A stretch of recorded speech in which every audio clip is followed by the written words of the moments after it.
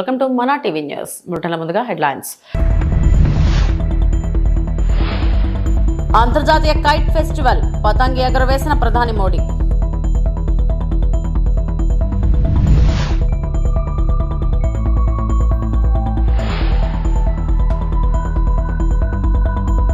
Amaravati project దేశానికి ఆదర్శం CM Chandrababu.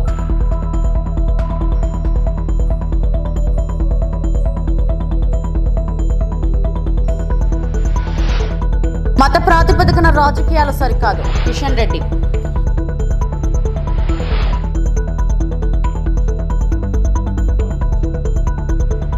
ప్రధాని నరేంద్ర మోడీ సోమవారం అంతర్జాతీయ కైట్ ఫెస్టివల్ ను ప్రారంభించారు. జర్మనీ ఛాన్సలర్ ఫ్రెడరిక్ మోర్చ్ కలిసి ఈ వేడుకల్లో పాల్గొన్నారు. ప్రస్తుతం గుజరాత్ పర్యటనలో ఉన్న మోడీ అహ్మదాబాద్ లోని సబర్మతి నదీ తీరంలో జరగబోతున్న ఈ ఫెస్టివల్లో ఛాన్సలర్లతో కలిసి కైట్ ఎగురవేశారు.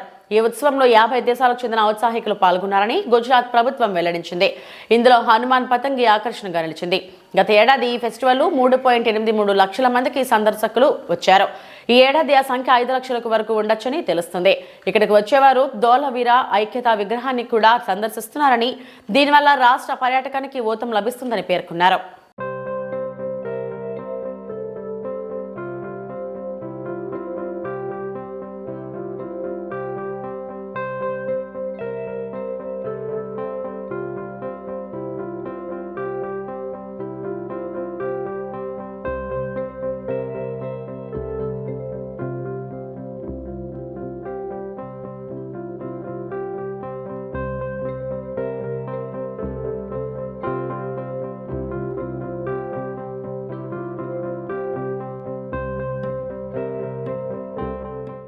గత పాలకులు శ్మశానం అంటూ ఎగతాళి చేశారని, కానీ అదో స్ఫూర్తిదాయక ప్రాజెక్టు అని సీఎం చంద్రబాబు ఉద్ఘాటించారు. అభివృద్ధిలో రైతులను భాగస్వాములు చేస్తున్నామని, ఇది అత్యుత్తమ విధానమని పేర్కొన్నారు. పోలవరం ప్రాజెక్టు పూర్తయితే దక్షిణ భారతంలో ఏ రాష్ట్రము మనతో పోటీ పడలేదని తెలిపారు. నల్లమల సాగర్ ప్రాజెక్టు వల్ల ఎవరికీ నష్టం ఉండబోదని పునరుద్ఘాటించారు. పుష్కరాల్లోగా పోలవరం ప్రాజెక్టును పూర్తి చేసి జాతికి అంకితం చేస్తామన్నారు. రైతులు 33,000 ఎకరాలు భూమి స్వచ్ఛందంగా ముందుకొచ్చి యాన్యుటీ, అదే సమయంలో ల్యాండ్ తిరిగి ఇవ్వడం, వాళ్ళకి ఆ infrastructure world class infrastructure develop చేస్తున్నాం ముందుకు వచ్చారు. ఈ రోజు దేశమంతా కూడా ఈ మోడల్ ఆలోచిస్తున్నారు కానీ ఇంకా ఆచరించలేకపోతున్నారు. That is the best model.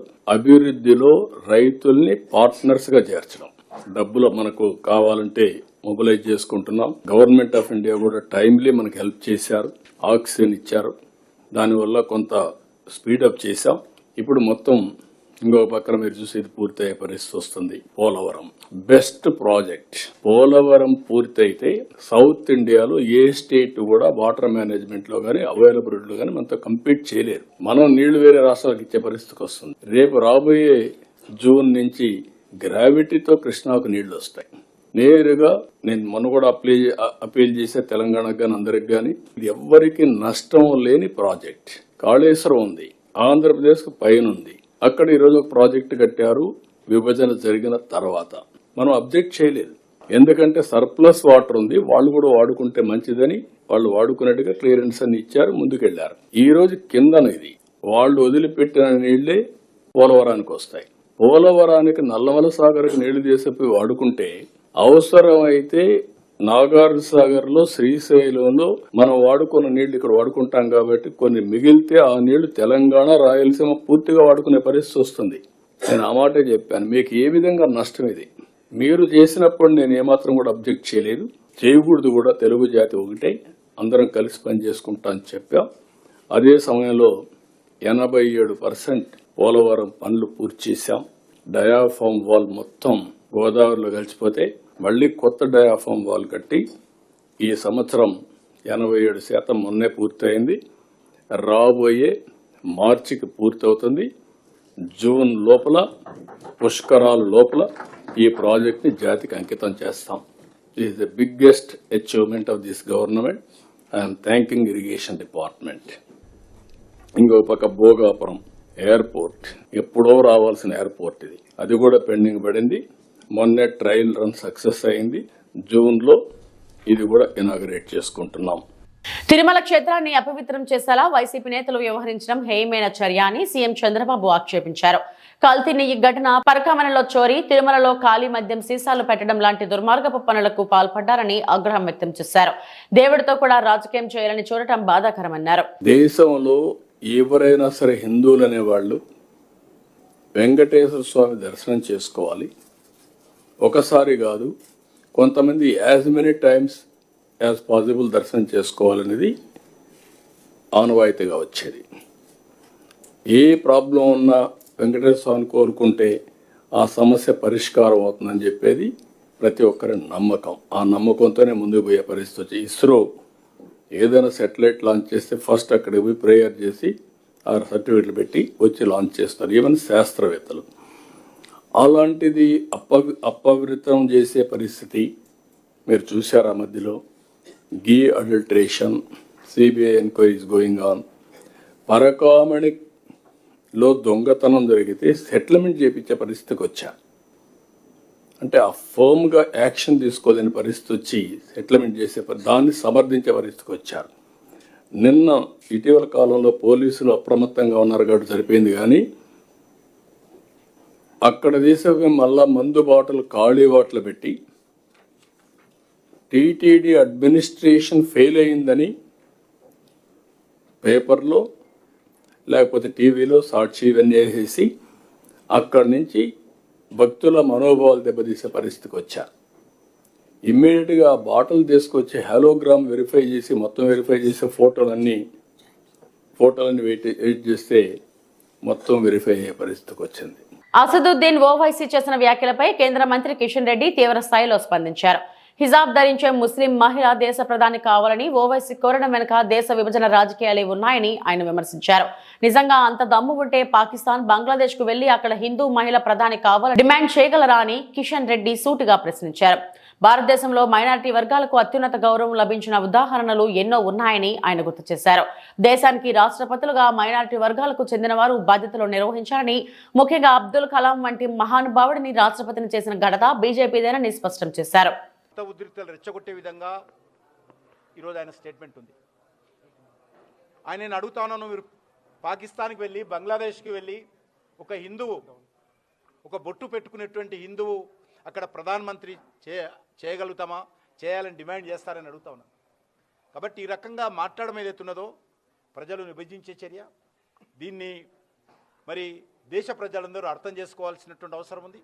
ఏ రకంగా కుట్ర జరుగుతూ ఉందో ఈరోజు మనం చూస్తూ ఉన్నాం. పాకిస్తాన్ ఏ రకంగా అయింది, మన దేశం నుంచి విడిపోయినటువంటి వాళ్ళు, మన దేశం నుంచి విడిపోయినటువంటి బంగ్లాదేశ్లో ఏ పరిస్థితి ఉంది, ఏ రకంగా హిందువుల మీద దాడులు జరుగుతూ ఉన్నాయి. పాకిస్తాన్లో హిందువులు లేకుంటేనే మొత్తం చేసేశారు. కొద్దిపాటి హిందువులు ఉన్నటువంటి బంగ్లాదేశ్ నుంచి ఏ రకంగా హిందువులను హత్యాకాండ కొనసాగిస్తున్నారో, దౌర్జన్యం చేస్తూ ఉన్నారో మనం ప్రతిరోజు వార్తలు చూస్తూ ఉన్నాం. ఈరోజు భారతదేశంలో హిందువులు మెజార్టీ ఉన్నారు కాబట్టి ఇక్కడ ప్రజాస్వామ్యం ఉంది. హిందువులు మెజార్టీ లేకపోతే ఇక్కడ కూడా ప్రజాస్వామ్యం ఉండదు.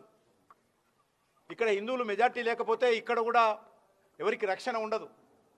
బంగ్లాదేశ్ లాగా, పాకిస్తాన్ లాగా భారతదేశానికి సమస్య ఏర్పడుతుంది. కాబట్టి ఈరోజు మరి ఆ రకంగా వ్యవస్థను మరి ఈయన కోరుకుంటున్నాడా ఎంఐఎం నాయకుడు, నేను అడుగుతా ఉన్నాను. మతాల పేరు మీద మరి ఈరోజు రాజకీయాలు నడవవు. ఈరోజు ఇక్కడ ఉన్నది నరేంద్ర మోడీ గారి ప్రభుత్వము. కాబట్టి దేశ అభివృద్ధి జరగాలని కోరుకుంటున్నాము. కానీ ఈ రకంగా మరి ఒక ముస్లిం మహిళ ప్రధానమంత్రి కావాలని మరి ప్రజలు విభజించేటువంటి ప్రయత్నం హైదరాబాద్లో ఏ రకంగా చేస్తాడో మనకు తెలుసు. పాతపట్నంలో ఎన్ని వందల బస్తీలను, దళితులు, గిరిజనులు ఉండేటువంటి బస్తీలను ఎంఐఎం పార్టీ దౌర్జన్యం చేసి ఖాళీ చేయించి ఆస్తులు ఆక్రమించుకుందో మన కళ్ళ ముందు చూస్తూ ఉన్నాం. తిగలకుంట కానీ, రాచెరు కట్ట కానీ అనేక బస్తీలు. మరి ఈరోజు మరి ఆయన ఈ రకంగా డిమాండ్ చేస్తూ దేశంలో ప్రజలను భయపెట్టించేటువంటి ప్రయత్నం, బంగ్లాదేశ్ లాంటి పరిస్థితులు, పాకిస్తాన్ లాంటి పరిస్థితులు భారతదేశంలో రావాలని మరి అసదుద్దీన్ ఓవైసీ కోరుకోవడం ఏదైతున్నదో ఇది దేశ సంబంధించినటువంటి మరి ప్రజలను భయపెట్టించే చర్య అని చెప్పి ఈ సందర్భంగా హెచ్చరిస్తాం. మున్సిపల్ ఎన్నికల్లో 26/11లో ట్రంప్ వెళ్ళి వెనిజులా అధ్యక్షుడు తీసుకొచ్చారు. మోడీకి దమ్ము ఉంటే 26/11 వాళ్ళని పాకిస్తాన్ వెళ్ళి తీసుకురావాలనే కామెంట్ కూడా చేశారు ప్రధానమంత్రి. అవి అవగాహన లేకుండా దుందుడుకు మాటలు మాట్లాడము అసదుద్దీన్ ఓవైసీకి అలవాటు. ఎప్పుడు ఏం చేయాలో మేము ఖచ్చితంగా భారతీయ జనతా పార్టీ నేతృత్వంలోని ఎన్డీఏ నేతృత్వంలోని నరేంద్ర మోడీ గారు గతంలో చేసి చూపించింది. మాకు ఓవైసీ సలహాలు సూచనలు అవసరం లేదు. సర్జికల్ స్ట్రైక్ పేరు మీద భారత సైనికులు పాకిస్తాన్ భూభాగంలోకి వెళ్ళి పాకిస్తాన్ భూభాగంలో ఉన్నటువంటి ఉగ్రవాదులను తుదముట్టించి ఆ స్థావరాలను ధ్వంసం చేసి సగౌరవంగా భారత గడ్డ మీదకి వచ్చినటువంటి చరిత్ర భారత సైనికులది. మోడీ గారి నాయకత్వంలో ప్రధానమంత్రిగా ఉన్నప్పుడు జరిగింది. మరి అది ఎయిర్ స్ట్రైక్ పేరు మీద పాకిస్తాన్ భూభాగంలోకి వెళ్ళి మన విమానాలు అక్కడ ఉన్నటువంటి ఉగ్రవాద స్థావరాలను ధ్వంసం చేసినటువంటి చరిత్ర ఈరోజు నరేంద్ర మోడీ గారి ప్రభుత్వంలో జరిగింది. ఇటీవల ఆపరేషన్ సింధూర్లో భారత గడ్డ మీద కూర్చొని మరి ఏ రకంగా పాకిస్తాన్లో ఉన్నటువంటి ఉగ్రవాద శిబిరాల మీద దాడి చేసి ఉగ్రవాదులను మట్టి పెట్టించినటువంటి చరిత్ర మాకున్నది. కాబట్టి ఏం చేయాలో నరేంద్ర మోడీ గారికి తెలుసు. అవసరం అనుకున్నప్పుడు దేశానికి ఆ రకమైనటువంటి పరిస్థితి వచ్చినప్పుడు ఆ రకమైనటువంటి నిర్ణయాలు తీసుకుంటాము. ఇప్పుడు ఆ పరిస్థితి లేదు. పరిస్థితి వచ్చినప్పుడు తప్పకుండా రాజకీయంగా ఎదుర్కొనే ధైర్యం లేక భగవంతుడిని అడ్డు పెట్టుకుని వైసీపీ రాజకీయం చేస్తుందని బీజేపీ నేత టీటీడీ పాలక మండలి సభ్యుడు భానుప్రకాష్ రెడ్డి మండిపడ్డారు. టీటీడీలో జరిగే అపవిత్ర కార్యక్రమాలకు తాడేపల్లి ప్యాలెస్ తో లింక్ ఉందని ఆరోపించారు. గత పాలనలో ధార్మిక క్షేత్రాన్ని ధనార్జన క్షేత్రంగా మార్చిన వైసీపీ నేడు గోశాల నుంచి గోవిందుడి వరకు ఎటువంటి ఆధారాలు లేకుండా కూటమి ప్రభుత్వంపై నిందలు మోపుతుందని ఆగ్రహం వ్యక్తం చేశారు. టీడీపీ, బీజేపీ, జనసేనకి ఆగ్రహం వైసీపీ పార్టీ మీద. ఇది ఎందుకు చెప్తున్నానంటే 2019 నుంచి 2024 వరకు తిరుమల తిరుపతి దేవస్థానాల్ని ఒక ధార్మిక క్షేత్రాన్ని ధనార్జన క్షేత్రంగా మార్చుకున్నారు. ధార్మిక క్షేత్రంలో అవినీతి అక్రమాలకు పాల్పడి అది వారి ఒక సొంత సంస్థగా మార్చుకునే ప్రయత్నం చేశారు.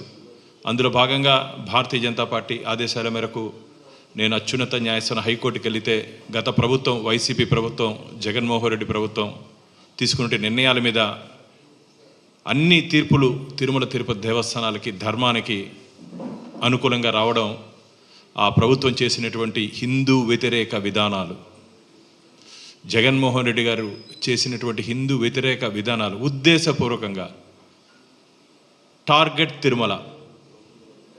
టార్గెట్ తిరుమలతో ఈరోజు వైసీపీ నాయకులు పనిచేస్తున్నారు మిత్రులారా. ఎందుకంటే ఆంధ్రప్రదేశ్ రాష్ట్ర ప్రజలు ఓటునే ఆయుధంతో వైనాట్ 175 అన్నటువంటి జగన్మోహన్ రెడ్డిని, వారి పార్టీని ఫ్యాన్ రెక్కలించేసి కేవలం 11 స్థానాలకు పరిమితం చేశారు. రాజకీయంగా మమ్మల్ని ఎదుర్కొనే ధైర్యము, దమ్ము, మళ్ళీ చెప్తున్నా, రాజకీయంగా మమ్మల్ని ఎదుర్కొనే దమ్ము, ధైర్యం లేకుండా భగవంతుని అడ్డం పెట్టుకొని అబద్ధపు అసత్య ప్రచారాలతో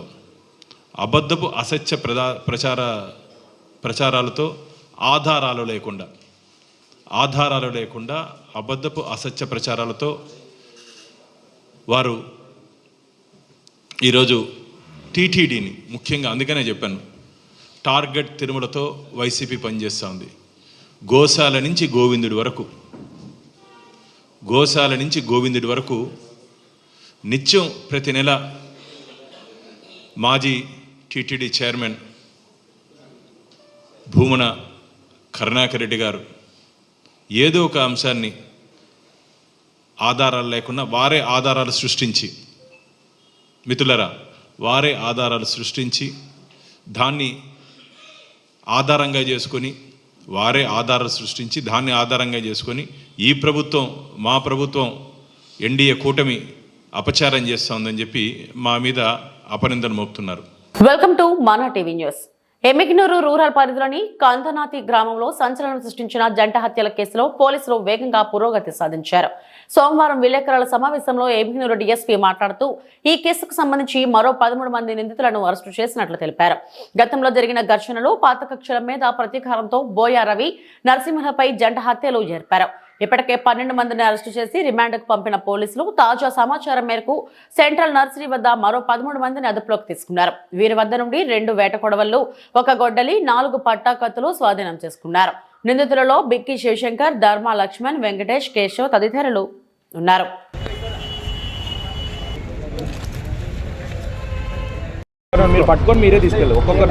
గ్రామంలో జరిగిన జంట హత్యల కేసులో దర్యాప్తులో భాగంగా మన జిల్లా ఎస్పీ గారైన శ్రీ విక్రాంత్ పాటిల్ సార్ గారి ఆదేశాల మేరకు మరియు నా పర్యవేక్షణలో జనవరి 8వ తారీఖున మన ఒక 12 మంది ముద్దాయిల్ని అరెస్ట్ చేసి రిమాండ్ పెట్టడం జరిగింది. ఆ కేసులో ఇంకా మిగిలిన 13 మంది ముద్దాయిల యొక్క మన సమాచారం మాకు రావడంతో నిన్న అనగా జనవరి 11వ తేదీ 2026వ సంవత్సరం సాయంత్రం 5:30 గంటలకు మన బనవాసి ఫారం వద్ద ఉన్న కృషి విజ్ఞాన కేంద్రం ఎదురుగా ఉన్న సెంట్రల్ నర్సరీ వద్ద మిగిలిన 13 మందిని అరెస్ట్ చేసి వారి దగ్గర నుంచి ఈ హత్యకు వాడిన కొన్ని మారణాయుధాలను సీజ్ చేయడం జరిగింది. ఈ హత్యకు యొక్క కారణము ఆల్రెడీ ఇంతకుముందు చెప్పినట్లుగానే ఈ బిక్కి తుణుకుల రవి ఇంటి ముందు ఉన్న పబ్లిక్ కొళాయిలో నుంచి గ్రామస్తులందరూ నీళ్లు పట్టుకోవడం జరిగేది. అయితే ఈ పబ్లిక్ కొళాయి నుంచి పైప్ పెట్టుకుని బోయ గోవిందు అనే అతను వాళ్ళ ఈ కొత్తగా కడుతున్న ఇంటికి క్యూరింగ్ నిమిత్తం పైప్ పెట్టుకోవడంతో గ్రామస్తులందరికీ నీళ్లు తగ్గాయి.